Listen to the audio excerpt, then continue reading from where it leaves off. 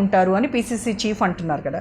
కానీ మరి రేవంత్ రెడ్డి ఏమో నెక్స్ట్ టర్మ్ కూడా నేనే సీఎం అని ఆయన అంటున్నారు. అంటే బీసీ సీఎం ఉంటారా, రేవంత్ రెడ్డి ఉంటారా? జరిగింది ఏంటంటే న్యాయంగా నేను సోషల్ జస్టిస్ మీరు అనొచ్చు, కానీ నిజంగా పనిచేసినోడు ఎవరు చేసిండు? న్యాయంగా చెప్పాలంటే పార్టీలకు వచ్చి మొదలు నేను వ్యతిరేకం చేసిన, కానీ సోనియా గాంధీ గారు ఎప్పుడైతే అపాయింట్ చేసిండ్రో I'm obey by my leader, నేను నీకు ఇవాళ నుంచి మద్దతు చేసినా ఇస్తూనే ఉన్నా. కానీ అప్పుడు మెజారిటీ ఏదైతే శాసనసభలు గెలిచి వచ్చినప్పుడు నన్ను ఒక ప్రెస్ ఆయన అడిగిండు, హూమ్ యు ఆర్ మేకింగ్ అంటే నేను ఎవరి పేరు చెప్పినా రేవంత్ రెడ్డి అన్న, ఎందుకంటే కష్టపడ్డాడు ఆయనకే ఛాన్స్ ఉన్నదని. దాంతో ఇప్పుడు బట్టి విక్రమార్క గారికి, బట్టి విక్రమార్కని కూడా నేనే తెచ్చిన రాజకీయాలలో. ఆయన నేను పీసీసీ అన్న చనిపోయినాక నేను పీసీసీ ఎగ్జిక్యూటివ్ మెంబర్ వేసిన, ఎమ్మెల్సీ లోకల్ బాడీ ఎలక్షన్ల టికెట్ నేను ఇప్పించిన. ఆ తర్వాత తెలంగాణకు నెక్స్ట్ అది కాదు సిఎల్పి లీడర్, ఇప్పుడు అన్న పాయింట్ చెప్తున్నా, సిఎల్పి లీడర్ నేనే చెప్పిన. ఎవరికి? వేణుగోపాల్ వచ్చిండు గోల్కొండ హోటల్లో, sir last time KCR himself he's told I could not be chief minister, I make SC అన్నాడు. At least we can make CLP అన్న ఆయన చేసినా లేదా?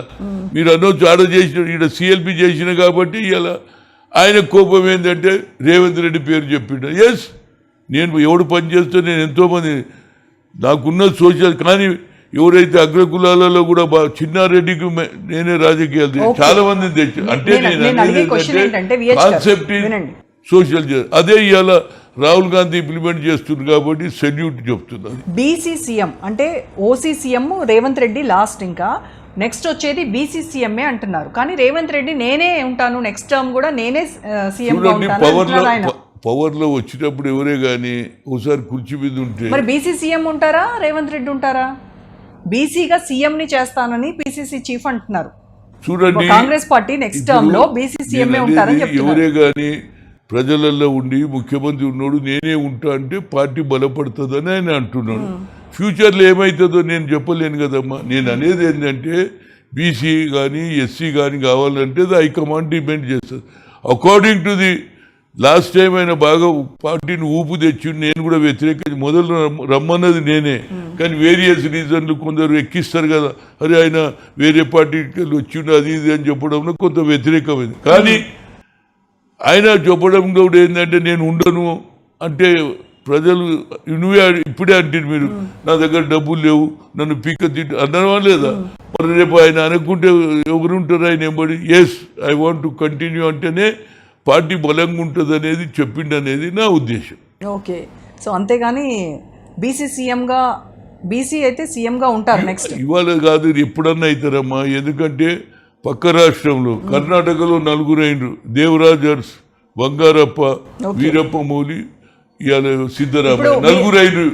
ఈడ కూడా ఛాన్స్ ఉంది. ఇవాళ అవుతుందా రేపు అవుతుందా లేదు. సామాజిక న్యాయం ఆలోచన రాహుల్ గాంధీకి ఉన్నది కాబట్టి ఎప్పుడన్నా ఛాన్స్ ఉంటుంది కదా, ఎప్పుడని నేను చెప్పలేను. మీరు చాలా మంది సీఎంలను దగ్గర నుంచి చూశారు కదా, వాళ్ళ పనితీరును చూశారు సీఎంలందరినీ దాదాపుగా.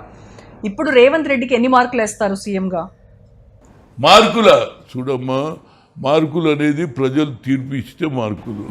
ఇవాళ అన్ని పనులు చేస్తున్నాయి. ఇవాళ నేను ఎట్లా చెప్తాను అంటే ఆ పనులు కింది దానికి పోయి ప్రజలు మెచ్చుకుంటే ఆటోమేటిక్గా అవుతాడు. నా ఉద్దేశంలో ఎవరైనా పనిని రేపే ఎన్ని పర్సెంటేజ్ నేను చెప్పను, కానీ ఇవాళ కార్యకర్తలను మీరు అన్న పాయింటే చెప్తున్నాం, మీ కార్యకర్తలను సమన్వయం, న్యూ ఫేసెస్ ఓల్డ్ ఫేసెస్ను కలిపితే న్యాయం జరుగుతుంది అనేది నేను మీనాక్షి నటరాజన్ గారు చెప్పిన నా ఆలోచన కూడా అదే.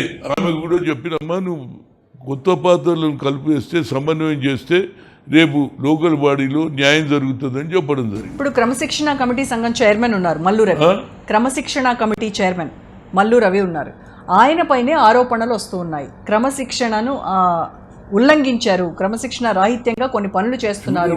లోకల్గా ఉన్న ఇష్యూస్ వాళ్ళ ఉద్దేశం ఏంటంటే నువ్వు క్రమశిక్షణ ఉండి నువ్వు ఇతర పార్టీలను ఎంకరేజ్ చేస్తున్నావు అనేది వాళ్ళ ఉద్దేశం. అది ఏదన్నా నేను అనుకుంటా బహుశా మీనాక్షి నటరాజన్ చెప్పింది తప్పనిసరిగా ఎక్కడ ఉన్నా న్యాయం జరగాలంటే నువ్వు మన పార్టీ వాళ్ళని ఎంకరేజ్ చేయాలి. ఏదైనా అవసరం ఉన్నప్పుడు ఇద్దరిని కలిపి పార్టీని నడిపిమనేదే ఉద్దేశం. ఎందుకంటే ఆయన ఆల్రెడీ ఎంపీ ఉన్నాడు, మళ్ళీ క్రమశిక్షణ ఉన్నది కాబట్టి క్రమశిక్షణ ఆయననే తప్పు చేయడం ఏంది అనేది వీరి ఆలోచన. దానికి నేను అనుకుంటా మీనాక్షి నటరాజన్ నోటీసులో పోయింది, ఆమె తప్పనిసరిగా అందరినీ సరిదిద్దుతుంది అనేది నా ఉద్దేశం. ఓకే, మొన్న అందాల పోటీలు జరిగాయి హైదరాబాద్లో, మిస్ వరల్డ్ అందాల పోటీలు జరిగాయి. దానిలో మిస్ ఇంగ్లాండ్ ఆమె కొన్ని ఆరోపణలు చేసింది. ఇక్కడ మమ్మల్ని సరిగ్గా చూడలేదు, ఒక ప్రాస్టిట్యూట్ లాగా మమ్మల్ని ట్రీట్ చేశారు అని ఆమె కొన్ని ఆరోపణలు చేసింది. సో దానిలో కొంతమంది కాంగ్రెస్ నాయకుల పేర్లు వినిపిస్తూ ఉన్నాయి, ఏమంటారు దీనిపై? చూడండి, పేర్లు పెడితే ఇప్పుడు ఇది మహిళల సబ్జెక్టు. మిస్ వరల్డ్ వచ్చిండ్రు, అక్కడ ఏం జరిగిందో నాకే తెలియదు. దానికి ముఖ్యమంత్రి గారు కూడా ఏదో ఆర్డర్ చేసినట్టుండు.